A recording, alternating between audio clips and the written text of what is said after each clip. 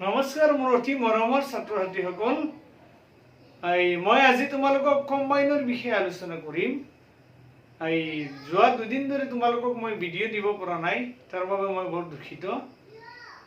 আজি আমি কম্বাইনৰ বিষয়ে আলোচনা কৰিম। চোৱা, কম্বাইন মানে হৈছে কি জোৰ লগোৱা, আমি যিটো কওঁ জোৰা লগোৱা। Combine not only but also ব্যৱহাৰ কৰি আমি কেনেকৈ জোৰা লগাব পাৰো দুটা সেন্টেন্স দিয়া আছে। সাপোজ एग्जांपल नंबर 1 দিয়া আছে he is a great poet, আকৌ দিয়া আছে he is also a painter। he is a great poet, he is also a painter। এতিয়া আমি কেনেকৈ কম্বাইন কৰিম, জোৰা লগাম কেনেকৈ, মই এটা বিশেষ নিয়ম তোমালোকক কৈ দিছো। চোৱা, যদি এটা সাইডে তোমালোকৰ হেৰি থাকে ইজ থাকে, এটা সাইডে যদি ইজ দিয়া থাকে আৰু এটা সাইডে যদি তোমাৰ অলসো দিয়া থাকে, তেতিয়া আমি কি ব্যৱহাৰ কৰিম, নট অনলি বাট অলসো ব্যৱহাৰ কৰিব পাৰিম। যেতিয়া কোনো এটা সেন্টেন্সত এটা সাইডত আমি লিখিম কি ইজ বা ওয়াজ আছে, ঠিক আছে, আৰু এটা সাইডত ইজ বা ওয়াজ থাকিব, লগত কি থাকিব অলসো। অলসো থাকিলেও আমি নট অনলি বাট অলসো ব্যৱহাৰ কৰিম। যদি অলসো নাথাকিও দুইটা সাইডত ইজ থাকে বা দুইটা সাইডত ওয়াজ থাকে, তেতিয়াও আমি নট অনলি বাট অলসো ব্যৱহাৰ কৰিম, ঠিক আছে। চোৱা, he is, প্ৰথমত he is this is subject, because he is, ইয়াত মানুহ দুজন নেকি, নহয় এজন। he is a great poet, he is also a painter, মানুহ এজনেই।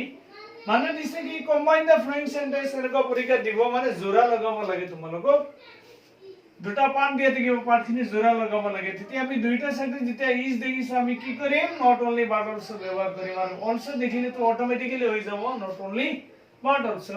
যেতিয়া মই লিখিছো কি he is, প্ৰথম he is লিখি কি লিখিছো, নট অনলি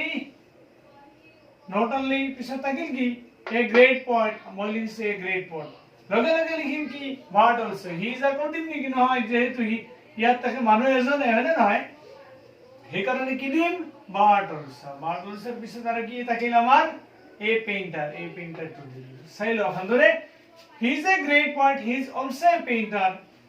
তেওঁ এজন মহান কবি, তেওঁ এজন আকৌ তেওঁ আনকি এজন পেইন্টাৰো হয়, ঠিক আছে।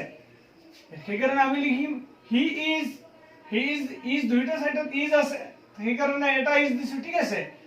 লগে লগে আমি লিখিম নট অনলি, লিখিছো নট অনলি, থাকিল কি a great poet, লগে লগে আকৌ লিখিম কি বাট অলসো লিখিছো, থাকিল কি a painter, ঠিক আছে।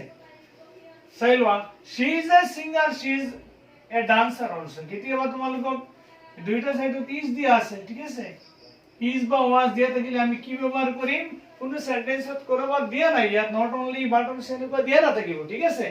দিয়া থাকিব এনেকুৱা, suppose she is a singer, she is a dancer also।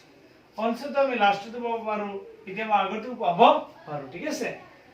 he is a singer, she is a dancer also। ইয়াত মানুহ এজনেই, সেম দুটা পাৰ্ট দিছে আমাক, আমি কম্বাইন কৰিব লাগে, অৰ্থাৎ জোৰা লগাব লাগে। প্ৰথমত মই দিছো কি she is দুটা আছে, ইয়াত এটা ইজ দিছো she is, লগে লগে লিখিছো কি নিয়মৰ নট অনলি।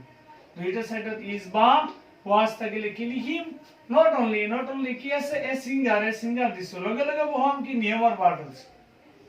এতিয়া লগে লগে কি দিছো বাট অলসো, থাকিল কি এ ডান্সার লিখিছো। অলসো তো তোমাৰ ইয়াত আমি বাট অলসো নিয়মত অটোমেটিক আহি যাব, অলসো তো অটোমেটিক কাটি যাব, লাষ্টতো থাকিব পাৰে, অলসো কেতিয়াবা ইয়াত দেখিছা মাজতো থাকিব পাৰে, ঠিক আছে।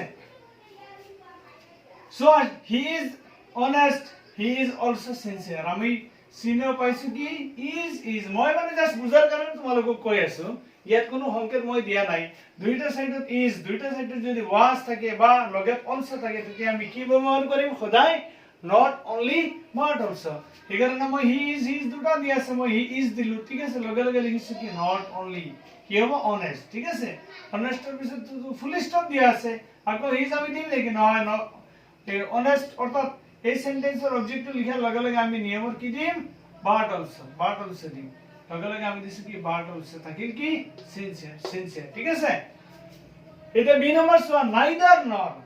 পৰীক্ষা তোমালোকক নিদিয়ে নাইদাৰ নৰ, কেতিয়াবা ক্লাস 8 দিব পাৰে, নাইদাৰ নৰেৰে হেৰি কৰিব লাগে, কম্বাইন কৰিব লাগে, কিন্তু ক্লাস 10 9 এনেকুৱা নিদিয়ে, কোনো অপশন নিদিয়ে।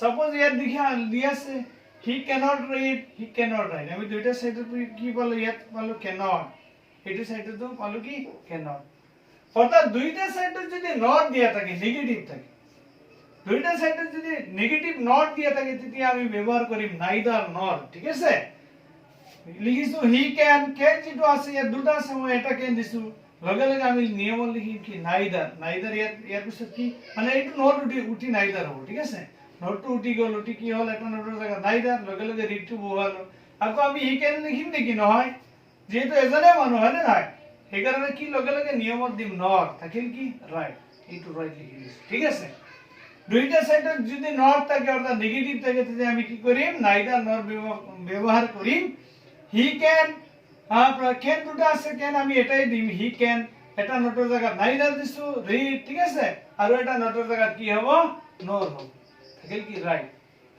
চাই লোৱা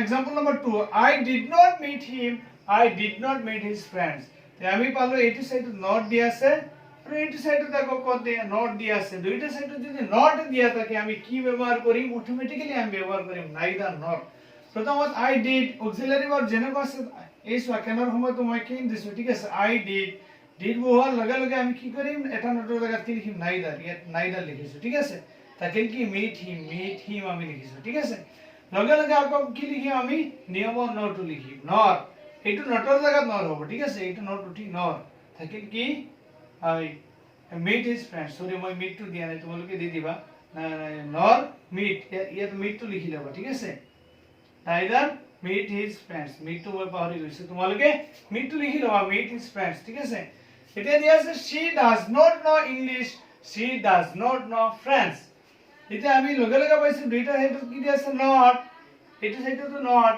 এতিয়া আমি কম্বাইন কৰিবলৈ কি ব্যবহাৰ কৰিম আমি neither nor ব্যবহাৰ কৰিম আমি কি লিখিম she does এটা নটৰ জায়গাত কি লিখিম neither she does neither know English লগে লগে আমি নিয়ম nor লিখিম এইটো নটৰ জায়গাত কি হ'ব nor French বা nor French দিলে হ'ব ন যেহেতু ইয়াত দুটা দিয়া আছে ন এটা দিলে আমাৰ হ'ব আৰু দুটা দিলে কোনো ভুল নহয় ঠিক আছে she does neither know English nor French দিলে শুদ্ধ হৈ যাব ধুনীয়া হৈ যাব ঠিক আছে সো আমি গম পালো যে দুইটা সাইডে যদি কোনো একটা সেন্টেন্সৰ দুইটা সাইডে যদি ইজ লগত যদি অলসো থাকে বা was লগত অলসো থাকে তেতিয়া আমি কি ব্যবহার কৰিম not only but also ব্যবহাৰ কৰি কম্বাইনটো ঠিক কৰিম আকৌ যদি কোনো একটা সেন্টেন্সৰ দুইটা সাইডে আমি নট দেখিম নেগেটিভ দুইটা সাইডে নট দিয়া থাকিব তেতিয়া আমি কি লিখিম এটা নটৰ জায়গাত neither লিখিম আৰু আনটো নটৰ জায়গাত nor লিখি আমি কম্বাইন কৰিম ঠিক আছে আজি কম্বাইনৰ তোমালোকক দুটা